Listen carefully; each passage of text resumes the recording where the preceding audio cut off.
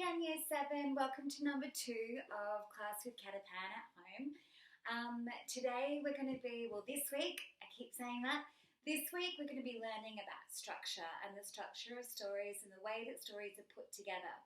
So there are a couple of key words that we're going to be learning, and they are structure, conflict, tension, context, and genre.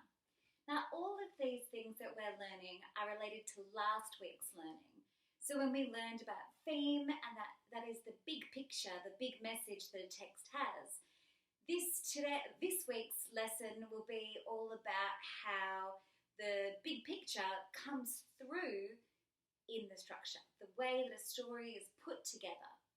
So what drives a story? What do stories need? What do they need to be structured to make a good story that we all want to read? Well, obviously, stories need to have characters and they need to have a setting, but that's not all you need. So with the structure, what that needs to happen is that those characters and where it's set need to go through something. Something has to happen. So this is called conflict. You've got to have conflict in a story. So let's think about Catch a Falling Star. What do you think is the main conflict of that story? What is Frankie going through, and how is she trying to deal with what's happening in her life? Often this is called an inciting incident, or something that changes the course of this character's life. So as they're going through their daily, day-to-day, everyday life, how many times can I say day? They're going through some sort of change because of the conflict. So conflict is a very important part of a storyline's structure. When we have conflict, what also is created is tension. And tension is when we're reading a story and we're getting to the end of a chapter and we just have to read one more. Or one more, or one more. It's the equivalent to binge watching on Netflix, but old school style reading a book.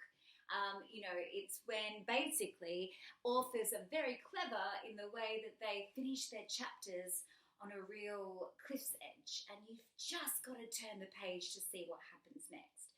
So tension is including details and giving little, gumdrops of information that lead you to continue to read. So tension can be very important in the structure of the story as well. Involved in conflict and tension is the context. Where and when is a story taking place, and what's the background, what's going on in the world at that time?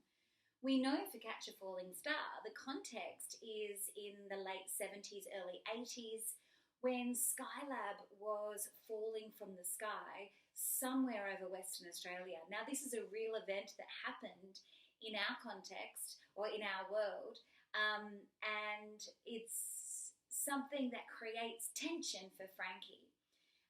She's already feeling quite anxious because of the own events of her life, not knowing about her father's death, all the circumstances surrounding it, dealing with her mum and dealing with her brother and dealing with her friendships. But then there's this added tension of when will Skylab crash down into where they live in the southwest of WA. So the context, knowing this background, is important for our structure because it continues to create conflict and tension when we're reading the story. Finally, genre is a great word to know, and I think you already know exactly what this means. Yep, you've got it. It's basically just a category that we can categorize stories into. So, let's talk about Netflix again. When you're going into Netflix and you choose, I want to watch a horror movie tonight, or I'm going to watch a romance or a rom-com, whatever it is that you feel. These genres usually have a structure and they follow a certain path that we're used to. We know when we watch a horror movie that there's going to be a jump scare. There's going to be a point where we think that the villain has finally died, but then no, they come back to life again. We know when we watch a romantic comedy that it's going to be a series of events before the two people fall in love. Or, you know, lots of other genres like sci-fi or dystopia or family movies. So, what kind of genre do you think To Catch a Falling Star is? I'll give you a hint. It's got a few different names. Probably the best way to describe the genre that Catch a Falling Star falls into is called coming of age. I'm not going to describe what that means because I want you to tell me why this novel is classified in the genre and the structure of coming of age. And what does that mean for our character and the conflict and the tension that she goes through?